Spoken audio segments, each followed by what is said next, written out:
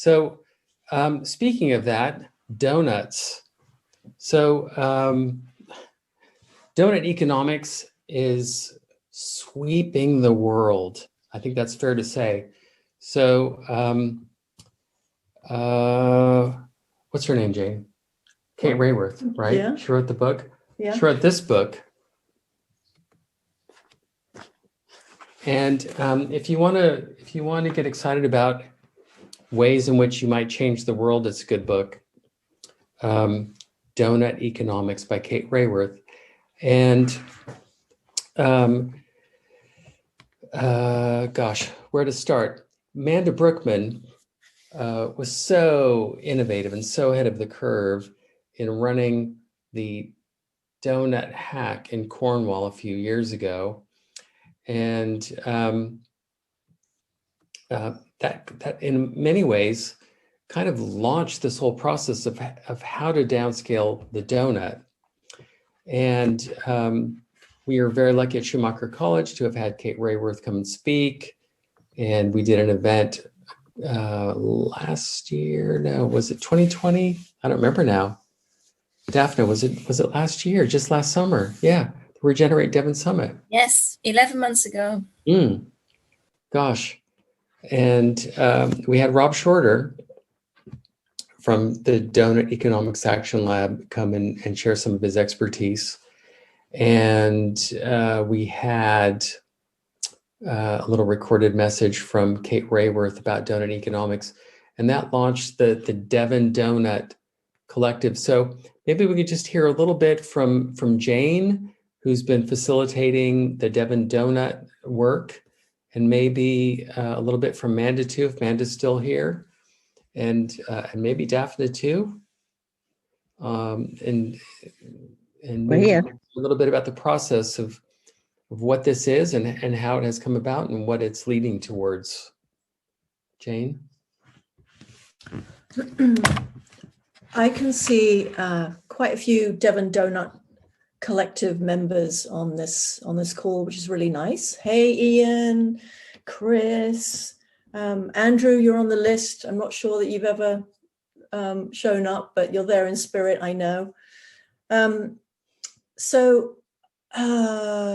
I know there's so much to say, really, and I would love, Manda, if I can catch up with you at some point. Would love to know how your collective is going. But let's see, we have about 90 members, and we meet every 2 weeks, approximately every 2 weeks, for coffee and donut sessions. And the whole thing is an experiment, really. Like Jay was saying, it came out of the Vitality in Regenerate Devon Summit. And BLC, Isabel, Nick and I just thought, well, if that's where the vitality is, let's just create a process. So we created a process, and people are showing up every couple of weeks.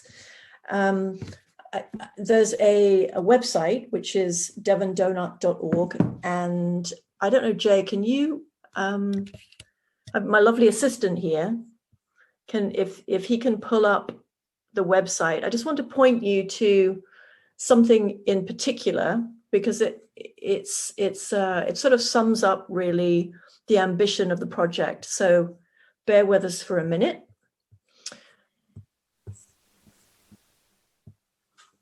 Let's talk amongst yourselves. While he does that, Jane, just want to say congratulations on what you're doing in Devon. I think it's absolutely fantastic. Oh, thanks. Yeah, I think what it takes is commitment, really. It's sort of sticking with the experiment week after week. And I just wanted to share this particular slide with you guys because I just finished it, and it sort of shows the ambition for the work. So you can see on the left, here's a donut that perhaps indicates where we're failing mostly. And what we want to see is a shift from that to where we can begin to populate the space for revitalization. So left to right, you can see that the ring of the donut is transforming from essentially from either nothing or red into green. And so I guess the difference really with the Devon donut is that we started from scratch. We didn't just take the indicators that Kate and the team put together in the book. We decided that we wanted to ask some pretty basic questions like, what is it useful to measure, and could a dashboard like the donut be useful for people in Devon? And if so, to do what? And so we have created our indicators. We're calling them contextualized indicators. So, for example, if I can just read, I've had a few glasses of wine, so bear with me here. Like, for example, the indicator in Kate's book for political voice is population living in countries scoring 0.5 or less out of 1.0 in the voice and accountability index. So you have to be pretty, informed to kind of, first of all, understand what that index is. And it makes sense in a global context, but what we wanted to do was make the donut sort of typical of and honoring of this particular place. So our indicators are things like the moments that students have a guided interaction with nature, or access to low-cost mental health, or things that sort of matter to people and make sense to people. Those are the kinds of things that we want to measure, and we know that the data won't necessarily be available to measure those things, but that's where the community can step in and have a role.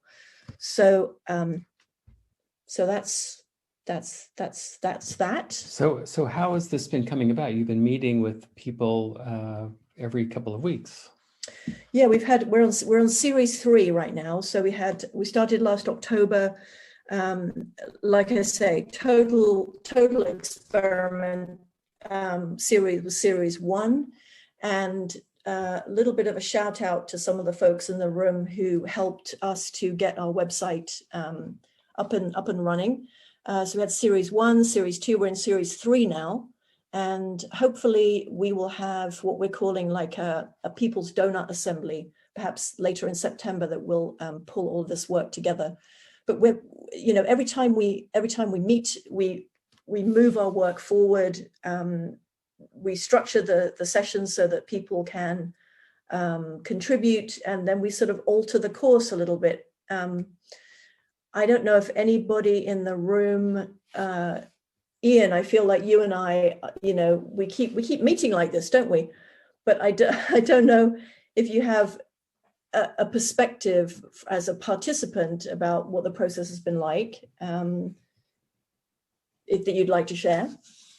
Yeah, thank you. And yeah, no, it's been really interesting process actually, because I keep coming to the donut, not being quite sure what to expect, and it has been quite participative. I think the going out into breakout rooms and coming back and feeding back and building up on that, building up those sheets, those electronic sheets where you make notes on. I forget which one the donut uses now, but it seems to work very well, and that's then condensed down. I think you've also had some very, very good sort of specialist speakers as well, haven't you, which have been very helpful. The gentleman from the fishing side of things, is he from Brixham? Brixham Harbour Master. Yeah, that was really helpful. He had great knowledge, didn't he, of lots of issues to do with marine ecology and related.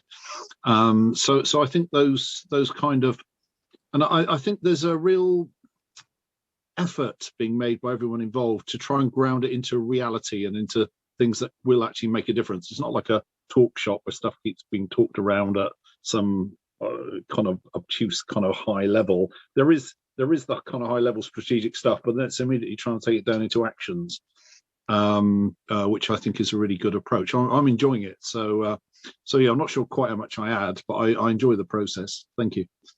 Yeah, you add a lot, Ian. It's awesome. I wasn't fishing for that, but yeah, but no, thank you. And it's great with Isabel as well. I think it's a good vibe. It's kind of good feel to the whole thing. Yeah, Thank you. It's a really nice team effort. Yeah, Ian, you're one of the movers and shakers in the region. Manda, you're also a mover and shaker in the region, and you got the donut hat going. So visionary in what, 2018 was it? Lord, I think it was, and I don't think it felt visionary. It felt massive, and it helped me realize I'm good with complexity and I'm good with uncertainty. But my word, getting 120 people in a room talking about donut economics, many of whom hadn't come across it before, from all sectors, that was a whole beast. And that's why I'm really interested. It was a fantastic day. And it made me consider that even though I'd thought about constructing what I thought was a relatively straightforward process, that I needed to think about it again, because people need a lot of introduction to the concept before they can start moving forward with it. I'd set up the hack as a way of just establishing who have we got in Cornwall already that could start giving us some data to see what a Cornwall selfie would look like, which I thought was quite straightforward. But in fact, there was a lot more talking and discussing and connection and engaging and joining the dots that needed to happen, which was a fantastic thing to have to be part of and to see kicking off. But it made you realise how much more of this we need to do to make sure people feel comfortable talking about economics. I think Hajun Chang talks about this, that even though we might know bugger all about a whole range of other topics, we're willing to have an opinion on it. As soon as it comes to economics, we just assume that the economists or the people in the suits know better than we do. It's not actually the case. A lot of it is very, very much common sense and being able to join stuff up. So that is why I'm really interested in what has happened in Devon, and I would love to do some work with between Cornwall and Devon. Cornwall Council, since we started talking about this then, Cornwall Council has since developed its decision-making wheel, which I think some of you will be familiar with. And the fabulous Peter Lafort inside Cornwall Council has done a brilliant job there. I think the bit that's missing really is that was developed by a local authority without any engagement with its community. And I think what is needed is a deeply participative process. I think what you're developing in Devon is definitely that. So I would love, and here's an invitation, I would love to have a combination of, or a convergence. I'd love to have a Cornwall and Devon convergence anyway in all of these things. But specifically, I'd like to have a Cornwall Donut Collective and a Devon Coffee and Donuts group connection to see where we're at and to see how we can move some of our learnings between the two counties. There are lots of economic, social and environmental connections between the two counties anyway. I'd love to do something at a regional basis as well, but that would be really, really helpful, I think, to see the detail with which you guys have been looking at it. We're now still working with Peter, just as a quick update. He isn't working with the council anymore. He's working on a regional university-based environmental and climate action network, and he's very keen to support the Cornwall Donut Collective in terms of understanding what its remit is and what it can do. So we're in our sort of second stage of development. We would love to hear from you. So let's do something donutty together. So Manda, you know that if you issue that invite, you know I'm going to take you up on it. So we will do it, no doubt. That's the next event. That would be fantastic. And just seeing Ian here, I mean, we're doing a lot of work on food. Your name, Ian, comes up again and again and again.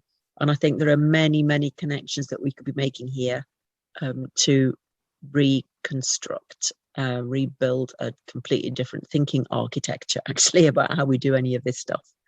So yeah, invitation offered, and I'm delighted that you've accepted, Jay. We can definitely move this forward. That is the next event. And Matt, don't go anywhere. So Thanks everyone. Remember, this is we're recording this. You didn't know. It's being shared with the CIA and the what do you call it again? MI5, MI6? No, just kidding. But it is going to be shared with Helena Norberg Hodge and folks internationally. Not all of it, just the cool parts. And thanks for sticking around.